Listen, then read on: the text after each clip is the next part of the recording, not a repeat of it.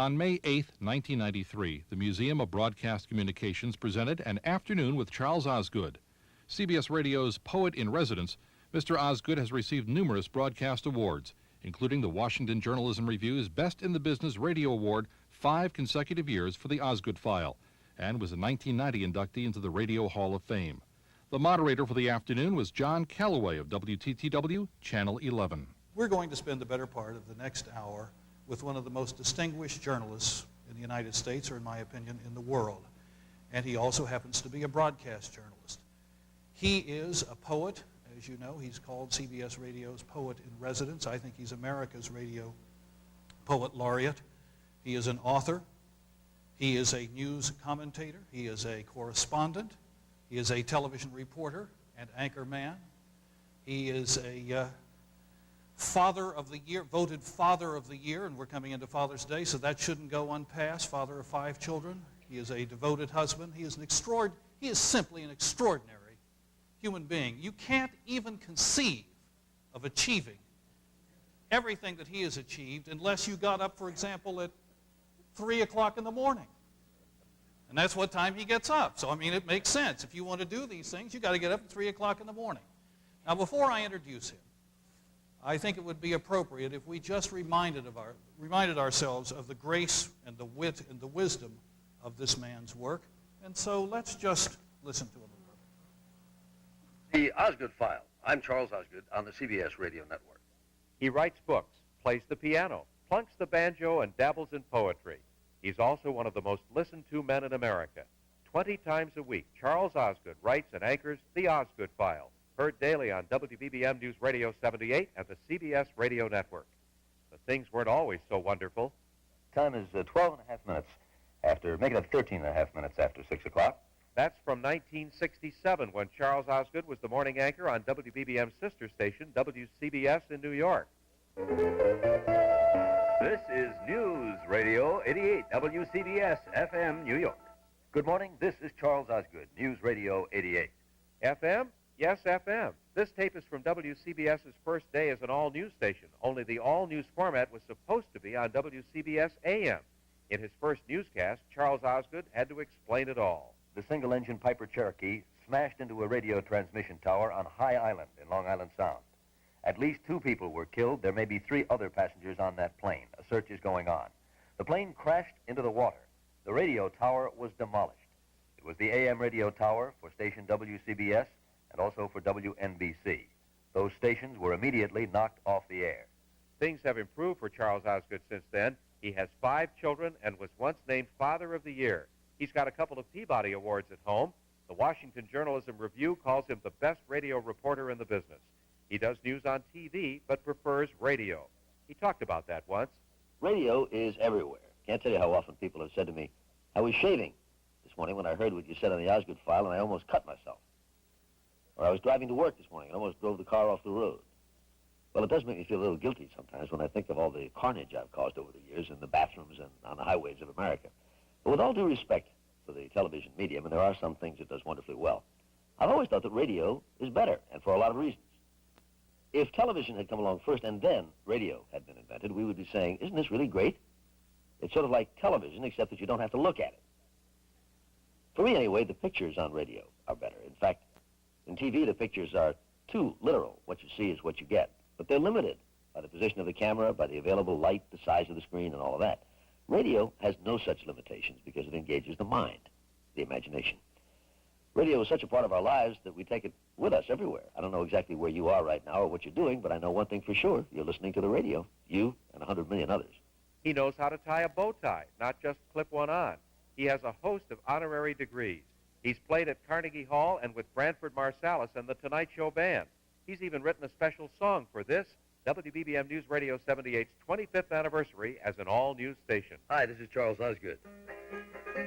News Radio 78 on your AM band for a quarter century in Chicagoland. News reports and all the sports, traffic and the weather. Traffic and weather together. All news, all day, all night. Get all the news and get it right. For all those things you need to know, WBBM News Radio. Charles Osgood is truly a Renaissance man. WBBM News Radio 78 is proud to welcome Charles Osgood to the Chicago Museum of Broadcast Communications. Ladies and gentlemen, Charles Osgood.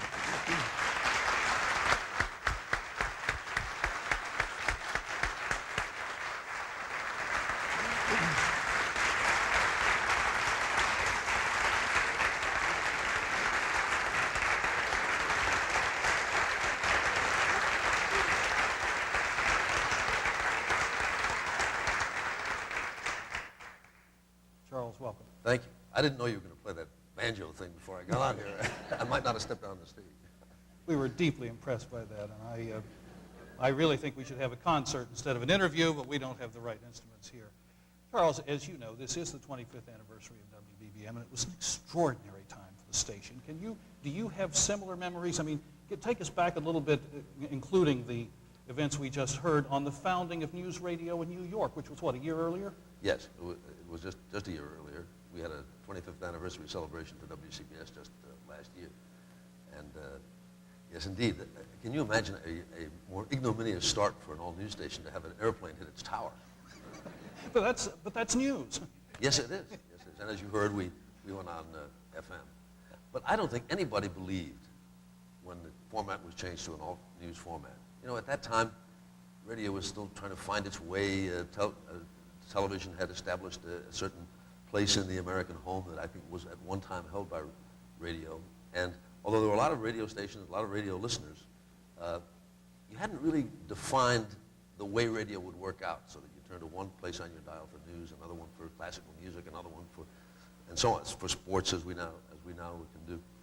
And but I don't think anybody would have believed that 25 years later that we would be sitting here celebrating that format, because formats were changing every couple of seasons, it seemed.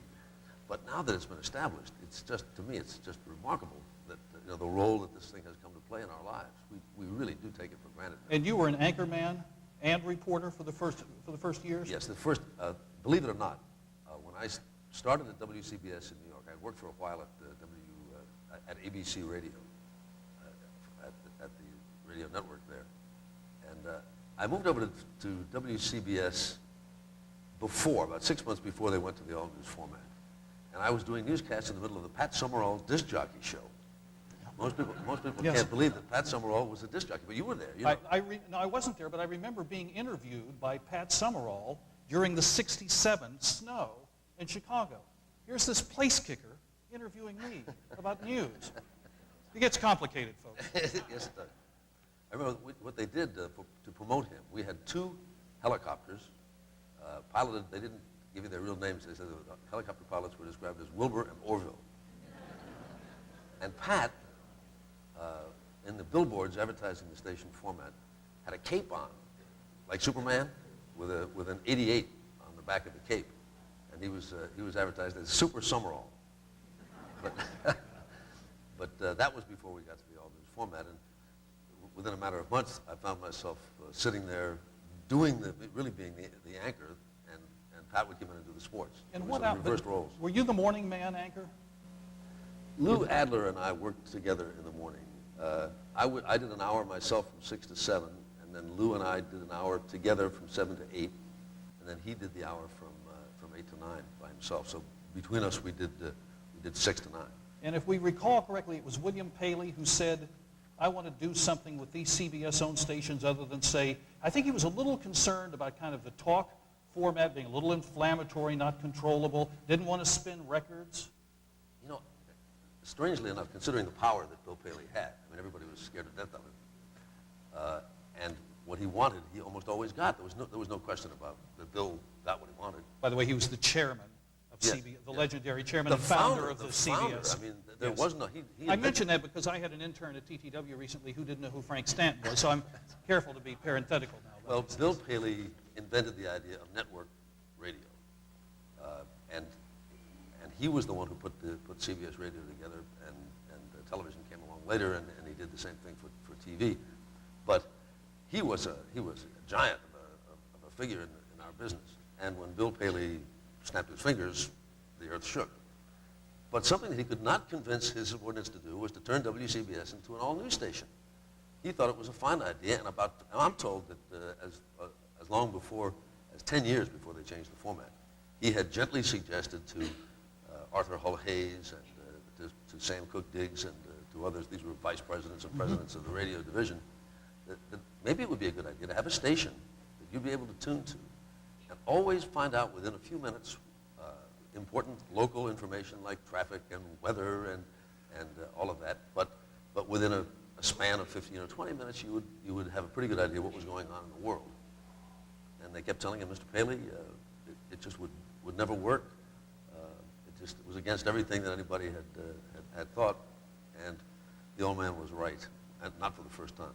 No, and for those of us who were ordered into it, even those of us who were news junkies were saying, all news? How are we ever going to be able to afford it? I remember when the top bosses in New York told us at BBM, if you'll just bring the station in '68 at a loss of a few $100,000, you'll be heroes forever. And we brought it in at a few $100,000 profit, and we were the Wonder Boys.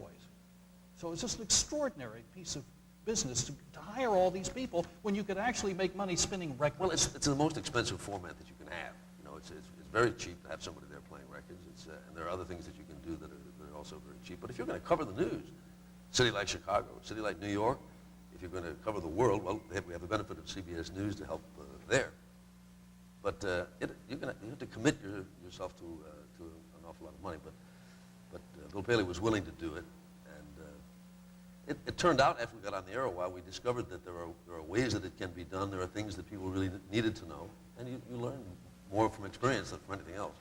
I think one of the other miracles, when you really think about it, those of us who listen to news radio very frequently take it for granted. It's like turning on, it's like a utility. Yeah, I know, the light's on here today. So what? We got some water. So what? And yet when you stop to think about all the work that goes into that, then let's bring it to a more personal level. We're listening to BBM in the morning, and we hear you come on with one witty commentary or insight or feature after another. And I do a little writing, and if I can get one of those a month done, I'm saying, boy, I'm good. And you're knocking those things out. Charles, we get up at 3 in the morning? I don't mean to contradict you, because I heard you say that I get up at 3. Well, I just read your book. I get up at 2:50. I now get up at 2:15. So you got to check your facts. I was getting up at 2:30 until I recently made the commitment to use the Nordic track for 20 minutes in the morning. We're going to do about 15 minutes on that. And I tell you, it's just terrific, John. I feel so much better Charles, now. tell us about that. I just feel so much better now. This is Nordic Track Seminar, Part 1. But my wife is really pleased that I got that commercial, because she's been trying to get me to do something for a long time now. But so 2:15 is. So 2:15 is now when you get up. So I leave. Can we presume that you get up alone? You definitely may presume that. You never know.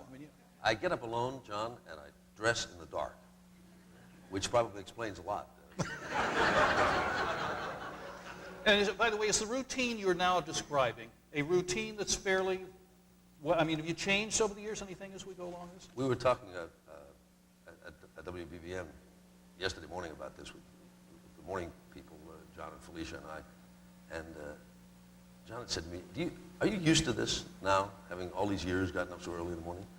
And I said, no, I'm not used to this at all. What you get used to is feeling lousy all the time. You've written about the fact that you feel, you really do feel tired. Do you feel tired today? I don't feel especially tired today, but tired is because we can take a nap. This is a very easy group. Tired is my normal mode, so I don't feel particularly tired when I'm tired. But you dress in the dark. I do dress in the dark. Now, are we up to 2:45? No, I don't get dressed until the Nordic track until about 25 minutes to 3.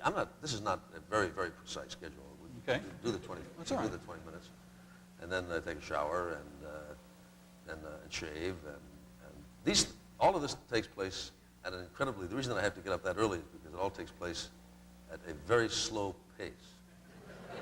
At this hour of the morning, Hey, it's okay with us. one does not rush about. Right. Because if you rush about, for one thing, if you rush about in the dark, very bad things happen to your toes and other parts of your body. So, so I move very slowly, and sometimes, I guess we've all had the experience. And in some ways, this is how I relate to my audience, the people that I'm talking to. I assume that the folks out there are like me, and when they first get up in the morning, it takes a while before all the burners are ignited. So sometimes I'll find myself you put on one sock, and then you wait for about 10 minutes before you put on the other sock. You know, you just kind of study the wall in between. This is known as on the nod. Is that correct? Yes. But It's a description used for narcotics, I think. Yeah. Oh, is it? Yeah, I'm sorry. yeah. I'm not familiar with those. No, but I mean, you're just kind of getting into it. Okay, so you get that other sock on. Yes. Well, then it would be very boring if I described every article of clothing that I put on. Hey, it's been fairly exciting so far. but I'm not ready to walk out the door until about 3:30, and that's when I do. And the drive. I'm sorry, do you have a breakfast? I mean, do you eat breakfast at home? Generally not. No, I Do you read anything before you leave the house? No. Do you listen to anything? No. So this truly is a kind of solitary easing into the, not the day, Yes, it is. but Well, the morning. the Nordic track gets you. It was a little different before I started doing that. But once you do that, actually, there's a little more blood in your brain than there would be otherwise. But I still don't read anything, and I still don't listen to anything or watch anything. I don't. Some people, when they do the exercise, they like to watch a television or something. But I found there's nothing on at that hour except people demonstrating exercise machines. Anyway. But Anyways, I told you, this is the Nordic seminar. Do you get any ideas before you're out the door? I don't even try to get ideas. I don't say to myself, people say, how can you sleep at night if you don't know what you're going to be doing the next morning? Right. But in some ways, I think it's better off. The brain is in a down mode. It's unplugged, and I do not think about what I'm going to do. However, Phil Chin, who is the producer of the broadcast, who lives on Long Island, and who has been producing my broadcast for 17 years now, and who is here in this audience, accesses the News Star. The wires, as you know, are stored in a computer at CBS. And from his home, he accesses the wires and looks at what's going on at say 10 or 11 o'clock at night, and sends that to me, faxes it to me at home. A suggested 10 or 11 pieces that are stories that might make subject matter for our pieces. And before I leave the house, I will go to the fax machine and tear that paper off the fax machine if I remember to do that. Otherwise, I wait till I get to the office, where he has also sent another copy of the same thing. Knowing you as he does. Knowing that I might forget sometimes to do that. So you rip it off. Do you kind of glance at it, maybe think about it? I mean, Yes, we're going to get you into the car here. I don't try to do anything about it. I just just kind look at it so that I know that that's Yeah. sort of what we have to work with today. Mr. Osgood, in other words, we're hearing you in the way we hear in the world of theater, that great actors work in the moment as opposed to trying to anticipate everything. So you're kind of in the moment. I found that you have to do that. I do 4 broadcasts each morning, and I do that 5 times a week, and I also do a commentary for CBS this morning on the television side. And there are occasional pieces for Sunday morning, and then you know that tomorrow you're going to be going to Chicago, and John Callaway is going to interview you at the Museum of Broadcasting, and then you're going to be going to something else, and there's a schedule of things that you're going to be doing that day and the day after that, and stories you're going to cover. You cannot just think about them all the time. If you try to put all that in your head, I think you'd go crazy. So I just think about the next thing. And I don't even worry about broadcast number 2 till I'm finished with broadcast number 1. I mean, I decide, what is the commentary on television going to be? And I know that it will be one of the broadcasts, probably broadcast number 1 of the 4 Osgood Files as well. It's in a slightly different version because on the television I have a minute and a half to do the commentary and 2.5 minutes on radio of editorial time.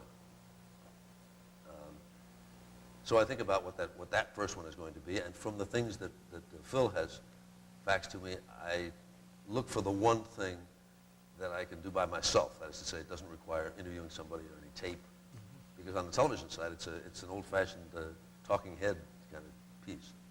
Sometimes on the radio, I'll fold tape into it for that version because as I say, it is longer. But that's the thing that I'm thinking about more than anything else is broadcast number one. I don't mean to pry too much, but to go back to 3:30 in the morning. Yes. You get in the car. Yes. Do you listen to the radio? No. I just want. This is interesting to me. So you're still there. You are. How long does it take to drive from New Jersey into the broadcast center? At that hour, about 5 minutes. 12 minutes. Right. I live in Englewood, New Jersey, which is about 5 minutes from the George Washington Bridge.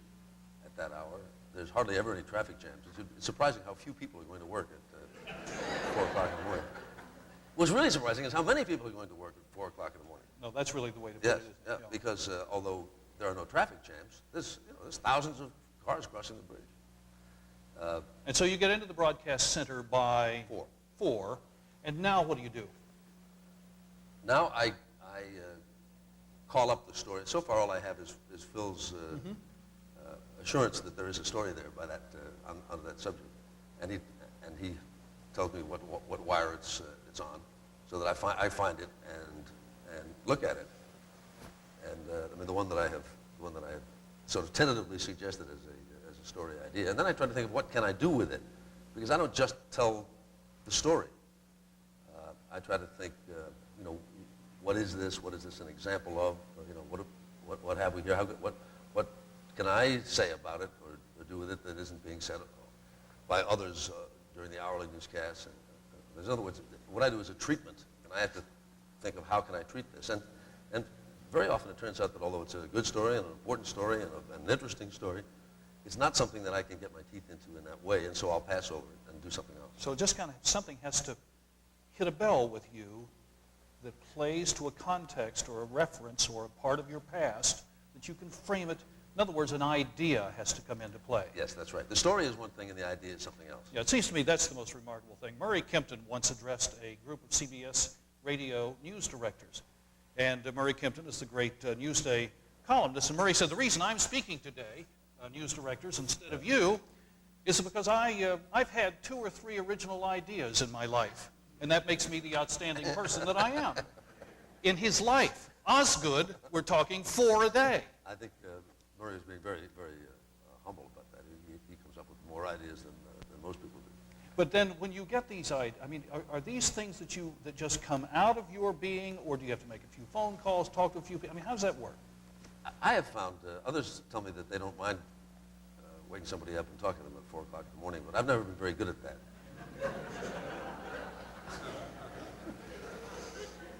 Thank you for reminding me. We're still at 4 o'clock in the morning. Yeah. Yeah. Yeah, so if you call somebody up, in fact, it's 4 o'clock in the morning on the East Coast. It's 3 o'clock in the morning, and 2 o'clock in the morning, and 1 o'clock in the morning in the other time zones. So you don't make a lot of phone calls there. All right, so this is all really coming out of everything that you've experienced, everything you've read. It's a constant contexting and referencing and making points of distinction.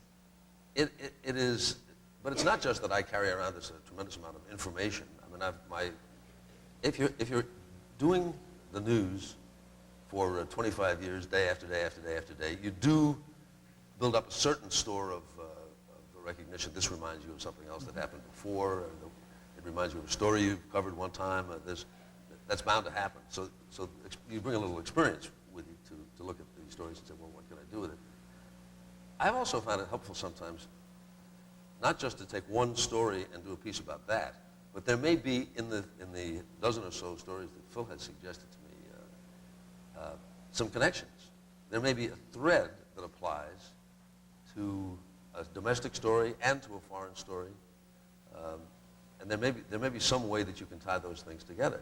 You know, you can say people sure are forgetful, and then you find once you have discovered what the thread is going to be, then you look through all the stories looking for places where you can sew that thread. And if you find them, then you can, on a lucky day, then you can take 3 or 4 of the stories and put them into one piece And the piece is about, in this case, forgetfulness, but you actually talked about 4 different things that happened that day. You couldn't have done the story any other day than that day, because all these things just happened. And each is an example of the whatever the thing is that you have decided is your topic. I think that's a thing that hardly ever, nobody else has the opportunity that I have to do that, because I've got 2.5 minutes is a long time, really, to work with one thought. Yes. And at least it is in the very short attention span world of broadcasting. I mean, you could write a book on the subject of forgetfulness or any other topic that you wanted to, but to do 2.5 minutes on the air about a given subject and then to use examples from today or yesterday or last night, it's a terrific opportunity for me. But the notion of doing 4 of them. So you mean to write a newspaper column once a day can send normal, loving men and women to drink and consternation. And for those of us who write on deadline maybe once a month, it's like we're walking this tremendous tight wire to ignominy and defeat and humiliation because we're not going to make our deadlines. Do you live in fear of any kind?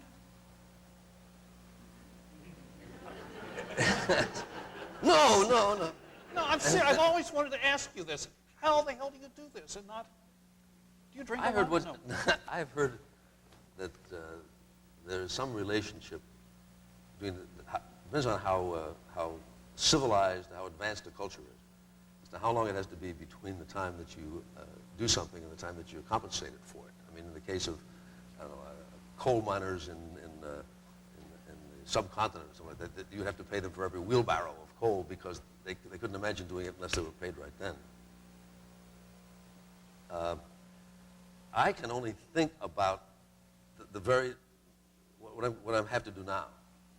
I can't think about what I have to do tomorrow. I've already sort of touched on this, but So, okay. If you ask me, can you do a piece that runs 3 minutes and can you have it ready for me in an hour?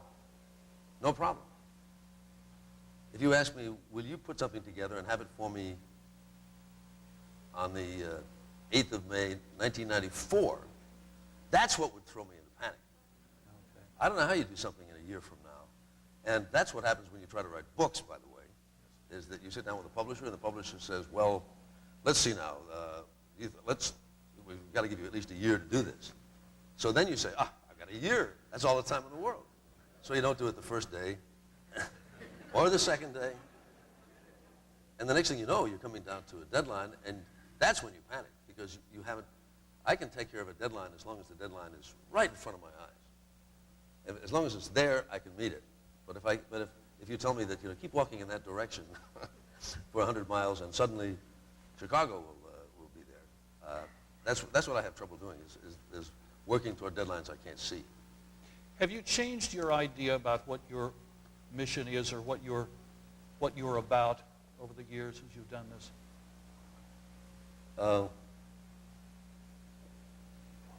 Yes, I think so. I'm not sure that I can define that very well, but I think I'm more relaxed about it now than I was. I don't approach the microphone or the prospect of doing 4 broadcasts with fear. And I think that my stuff tends to be more optimistic now, more upbeat than it did when I was younger.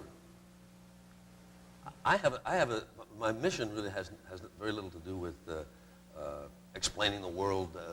It's not that I feel as if I have any particular insight into what's going on in the world or any particular knowledge of what's going on. But I have more of an awareness now than I did before of the fact that there's a lot of people out there listening and a lot of lives that you're touching, and you're doing it, as I say, at a sort of vulnerable time for them in the morning. And maybe what you say to them and how you frame what you say might make a difference in their lives. Maybe they'll look at the world. So I try not to be super cynical or to look for something that'll really drive people around the bend. I mean, I'm more likely to go for something that amuses me than I am for something that angers me in the morning. Well, I think many of us listen to you. We don't say, oh, there's that liberal Osgood, or oh, there's that conservative Osgood. Do you have a kind of discernible political philosophy? Well, people do say that, though. I mean, I get complaints from both liberals and from conservatives. But both. Of course, the conservatives think I'm too liberal, and liberals think I'm too conservative.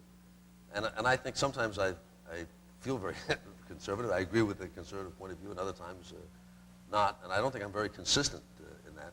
But in a way, I'm glad about that, because I don't feel as if I belong to some block. It's not to put anybody down, but I mean, nobody can think of me the way people think about Rush Limbaugh. You know that he represents a certain place on the political spectrum, and I don't think it's quite that easy to place me that way. Which is not to say that I don't have ideas on things as they come along. But generally, my ideas are not. It's not that I want you to think more right wing or more left wing about something. It's just that there are ways of looking at it that maybe can bring out some human dimension in it that's neither liberal nor conservative. What time do you get out of the broadcast center? It really varies. I'm often there till 3 or 4 o'clock in the afternoon. So a 12-hour day is not at all unusual for me. What do you do when you finish with the radio pieces? Well, that's when I don't work on programs most of the time, but I do. There's business to be done in connection with this. There are people who need to talk to you, and there's a fair amount of that. I mean, where I have to talk to somebody at the broadcast center who wants me to do something that's upcoming, or maybe there's a meeting that I have to go to, or there may be now, because I'm also doing commercials, there may be a sponsor that I'm going to be talking to, a trip that I'm going to be making in connection with one of these things. You get a chance to read much? I read every chance I get. I generally read myself to sleep, and I generally read en route. I read on airplanes. And what do you read? I read a lot of magazines. I read all the magazines I can get my hand on. And my wife is a big history buff, so she buys a lot of history books. And so I find myself maybe reading about Civil War or something like that doesn't really have anything to do with the contemporary issues. But you'd be surprised how often you see that the people were worried about some of the same things that we're worried about now. See, I have a feeling that most people, and it's not at all surprising, there's some great insight on my part, but what you're interested in is in your life, you're interested in your family, you're interested in your kids, and you're interested in putting food on the table, and where you're going to go on vacation, and you're interested in the things that occupy you in life. And after that, you are interested in what happens across the street and in your town and in your state and in your country and far away places in the world. But more and more, I think, because of news radio stations and because of television too, more and more, I think, we are aware of living in a world that we share with a lot of other people, and more we seem to understand that what happens to them is going to affect our lives, and it may well affect how hard or how easy it is for us to put food on the table, and whether the schools that we're sending our kids to are going to be the schools we want them to be, and where we're going to go on vacation, for that matter, because it may be that it becomes impossible. Every time you get on an airplane, you might worry that this is one that they're going to blow up. You won't be going to Belgrade this spring. That's right. But when you talk about so convincingly about the close circle of our interests, our family, our friends, the church outing, are the Bulls going to win, all of those kinds of things, which I think we have to acknowledge, even those of us who are news people, who are supposed to be, we really are concerned about all those things.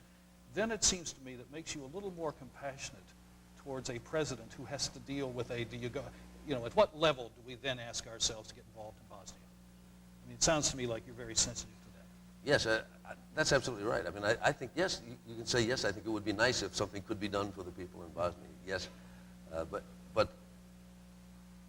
the first time you hear about it, you're not going to have any strong ideas or convictions or conclusions about it. I think it takes, the story has to be there for a while. It has to be talked about for a while. You have to read about it in the papers, hear about it on the radio, listen to what the president may have to say, somebody on a talk show, and then your ideas begin to evolve a little bit. You may say, well, I wish we could do something for those people.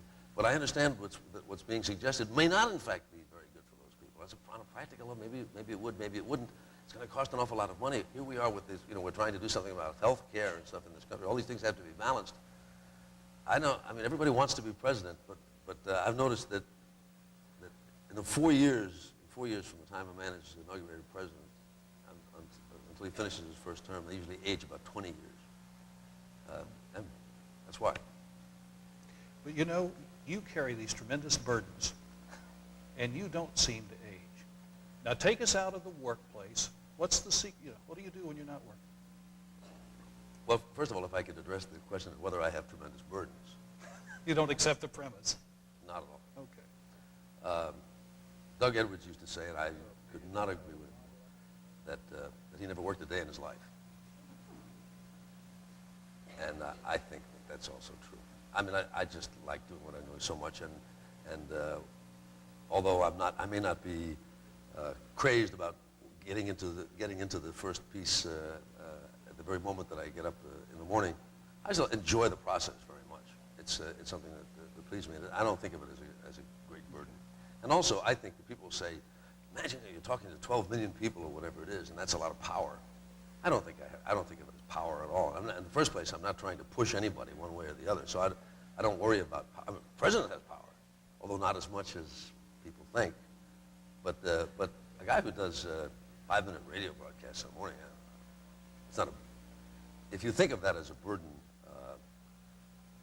I mean, I think that when I go to work in the morning and my wife is home and she's got to schlep the kids around all day, that's a burden. That's hard work. So that's why you go to work. So I go to work so I don't have to, exactly. He's got 5 kids. I mean, let's get our priorities right. Yes, there are days when I've stayed home, for some reason, and I realize that this is work. It's when you go into the office that things are reasonably calm.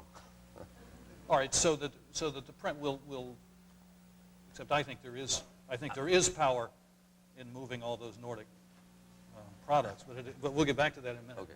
But how do you relax when you're not relaxing at work? Well, we already talked about the fact that I read some, although I say I'm actually in motion when I do a lot of the reading, on planes and trains and stuff. But I sit at the piano a lot. And that's for me, that's a great relaxation. It's non-verbal, so it relaxes whatever parts of your brain need to think of a good word to rhyme with piano. It also, I have a feeling that the music part of what I do, although I'm nobody's idea of a great or even a good musician, but I think that there is a musical component in good writing, and that the music of a sentence that you put together, the way it has a beginning and it has an end, and there's phrasing and there's color and there's all those things in speech that there are in music, and I think a sense of that, a sense of pace, and whether you're going too fast or too slow, and whether the next word is going to come the way will the chord resolve now, or you're going to throw some extra tension into it. These are not conscious things, but they're unconscious, and they influence what you do. So anyway, I'm maybe that's just an excuse, because I like to say when I'm sitting at the piano, in a sense I'm working. I'm working that part of my consciousness or subconsciousness that does that. So anyway, I like to do that. I like to sit and watch basketball games and other sports. Any comments on the Knicks and the Bulls? We're going to get to the point. This is all warm-up. We're going to get to the real issue.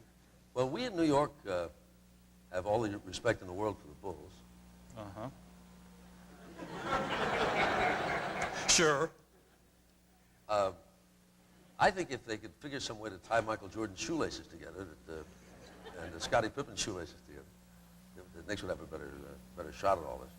But I think it's a very exciting year, because although the Bulls are still just a fabulous team, and everybody's in awe of Jordan and everybody else on the court, I think that there are other teams who have a shot at it this year, and the Knicks are one of them.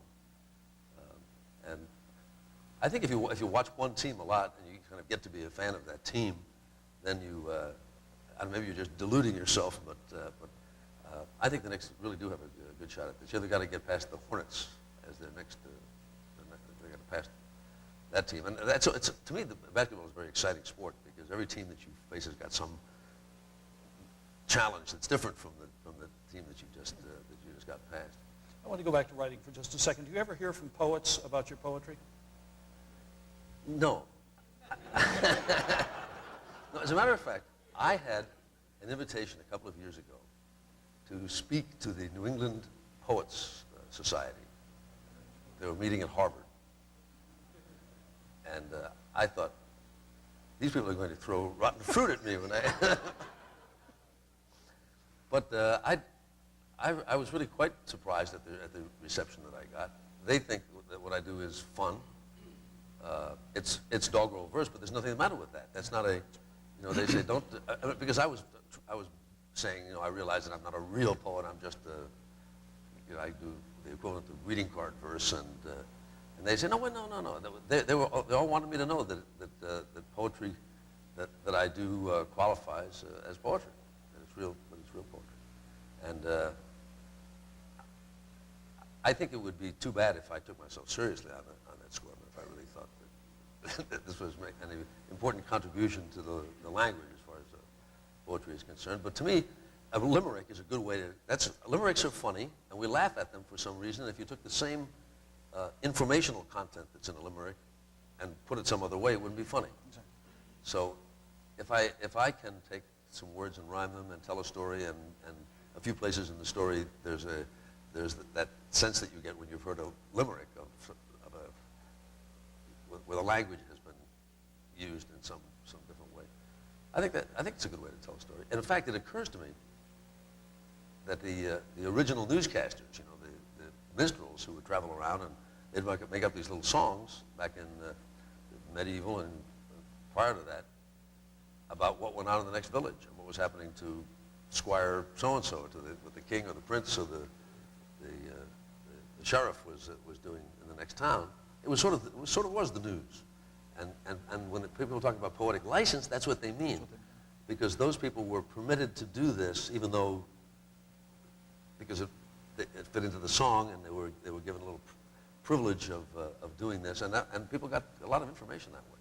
I think the thing that was the most astounding when we first started to hear it from you was when you would take actualities, the recordings of persons being interviewed, and they would say, and that's why I'm running for county sheriff, and then you would come in with your rhymes and so on. That truly, to me, was a groundbreaking moment in American radio, if not poetry. As you say that, I'm trying to think of, oh my God, what rhymes with sheriff? Tariff. Tariff, absolutely. Yeah, right. As Bruce mentioned, I've gone back to the University of Chicago part-time to run the Benton Fellowship Program in Broadcast Journalism, and we discuss, the important issues of the day, ethics, etc. And somebody said the other day, Osgood, our beloved Charles, is doing commercials. My God, what's happened? Tabloid news on Channel 2, Osgood doing commercials. And I said, God, I wish he were here. And now you are. So I am. Why are you doing it? How did that come about? That's proof right there that it doesn't kill you to do a commercial. That's right. Yeah, right. How did that come about? Because CBS News for years had a prohibited news correspondent from doing commercials. And while I was a CBS News correspondent, I couldn't do commercials. So then you went. And I cannot do commercials at the same. You can't do a commercial if you are doing newscasts. And so I really wanted to do commercials. Mind you, I never took a journalism course, so I may have missed the part in Journalism 101 where it says that if you ever do a newscast, then you can never do a commercial ever again. It may say that in there somewhere, but I missed that page. I happen to believe that commercials are very important in commercial broadcasting. So does the management of this radio station. Hence the phrase commercial broadcasting. Yeah. And every penny that I've ever made in this business, and for that matter, every penny that Ed Morrow or Walter Cronkite or Eric Severide ever made in this business came from commercials. So I don't think they're dirty. I think that's the way commercial television works. and commercial radio works. I agree with the idea that you shouldn't be both things, that you shouldn't be a newscaster and then do commercials too. Why not? Well, because I think that there may be the suggestion that what you're giving me as news was influenced. Maybe the guy who is the local car dealer made, says, hey, I want you to use this news item here. There's an item about how our cars are better than the next guy's cars, and so you put that somewhere in the news. And when I was working for CBS News and doing newscasts, I agreed with that, and I would not like to hear Dan Rather start doing news. I mean, to start doing commercials. So, but if I wanted to do commercials, the business has changed a lot. It was perfectly clear to me that radio always was always going to be more important for me than television, and that in radio, the way that you could make the greatest mark, the way that you could do the most for the company you work for, in this case CBS, and for yourself, is to do what Paul Harvey and Rush Limbaugh and Larry King, people like that do. And that means that you don't run around doing commercials for just everybody that comes along, but you do commercials on your own broadcasts. You don't say anything that's not true. And the same standards that apply, by the way, to your journalism, also then you have to have those apply to your commercials. I sort of feel what I do is I'm a storyteller anyway. I take the stuff that's in the news and I try to assemble it in some kind of a coherent story. And that's what I can say to an advertiser. I can take your story. You either have a story or you don't. If I don't believe your story, or if it's not particularly interesting, then that would not be of particular interest to me to do those commercials. But the things that I'm doing, the commercials that I'm doing now, are all things that I can. I'm doing some commercials for MetLife, dealing with these characters of Linus and Snoopy and all of that. The commercials go to Charles Schultz before they, to make sure that they're okay. I'm getting a tremendous kick out of doing that. In other words, I like doing the commercials, and I don't have any sense at all that I'm betraying anybody. I was willing to accept not being a CBS News correspondent anymore, but I took no lifetime vow to always be a CBS News correspondent. We had a little ceremony. I stood up and they tore the epaulets off my shoulders. They clipped the buttons off and they slapped me across the face a couple of times. But I think your first point is really worth remembering, because, as you said, if you're in commercial broadcasting, that has right there is a certain framework to it. And therefore, I remember when I was VP in New York, we used to have an exercise we would go through in which you had to prepare Messrs. Paley and Stanton for the board meeting and any hostile questions. Yeah. And so Sam Diggs came around one day and said, I want you to think of the really most adversarial, difficult question you can think of for Mr. Paley that he might get, and then also think of the answer, which was not the fun part. And the question I came up with was, Mr. Paley, is your ban against commercials by CBS News correspondents and anchors a principled one? Theoretical answer, yes. Question, are you proud of your all-news service? Answer, very proud. Do you maintain the same standards for your all-news service as you do for CBS News? Absolutely. Then what are your all-news people doing? Doing commercials. Mm-hmm. And of course, the answer to that is, to be viable commercially, economically, you've already invented the most expensive way in the world to do a radio station. Then if you were going to say that the local people couldn't do commercials, then you're really asking for a problem. See, that's absolutely right. The other thing is that I would feel differently if CBS had come to me and said, Osgood, you've never done a commercial in your life, and now you do this commercial, you're out. I wouldn't have liked that very much. But it didn't work that way. I actually went to them. And I said, it's perfectly clear to me that radio is for me, more important than television.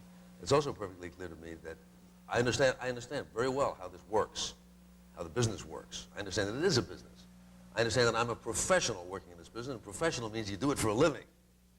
And I've got 5 kids, I've got to send them to college, and I've got, a mortgage, and the same things everybody else has. And if you actually can think of a way that you can do what you do and get as much pleasure out of it as you've gotten before, you can be just as creative, and there's going to be no limitations on what you can say, and that your you're able to select the advertisers that you choose, I think anybody would do it. And as I say, I don't feel that this is a religious kind of question. I'm happy to be doing these commercials. I think everybody likes to do what they think they're good at, and I think I'm good at it, and I don't find any conflict between doing that and then telling the story that I'm going to tell. So I'm happy doing them, and You sound happy doing them. yeah. Is that getting flatter with each? It takes time, John. And but in fact, it is getting flatter. I mean, I realize it's not very flat, but No, that wasn't the question. It does Flatter. take time. Flatter is Yes. By the way, I want to confess, I would love to have one great commercial account. You know, like a great bookstore. No, really, in which you come on and you sell Books. good reading. Yeah. I'd like to tell you about this novel. I mean, Can that I say one other thing about the business of selling? Yeah. There have always been people who thought that there was something nasty about selling, Yeah. huckstering, and but to me, see, my father was a salesman, and I grew up in a house of a guy who did nothing, but he went around and he sold. Sometimes I went on trips with him. What do you sell? Textiles. He worked for a company called Indian Head Mills. He sold fabric and sheets and pillowcases, and he sold them to stores. I mean, he worked for this company, and he was out on the road, calling on stores and taking care of them. He knew his customers. He was a good salesman, and I've always thought that I like salesmen. I like going into a store, and I like people to sell me things. I like somebody to tell me why should I want to buy a suit. Tell me why I should buy this particular suit. And if he can tell me why, so much the better. I don't like it. They say, there they are, pick them out. What you see, we've got. What you don't see, we haven't got. Let me know when you've decided it, and I'll ring it up for you. So you like the art of selling. Yes, I think it's terrific. And then And you I think must like the economic outcome of it. That is to say, jobs are created, people I have think bread it's- on the table. It's a very somebody serious once piece said, of business. unless somebody sells something, nothing happens. You got it. And I think that that's what makes the world go around. And if you're against selling, then how can you be for you want the economy to be good, but you don't want anybody to sell anything. Right. That's ridiculous. It really is. But this talk was good. We thank you for being with us. And since you didn't get it in North Dallas, God bless you.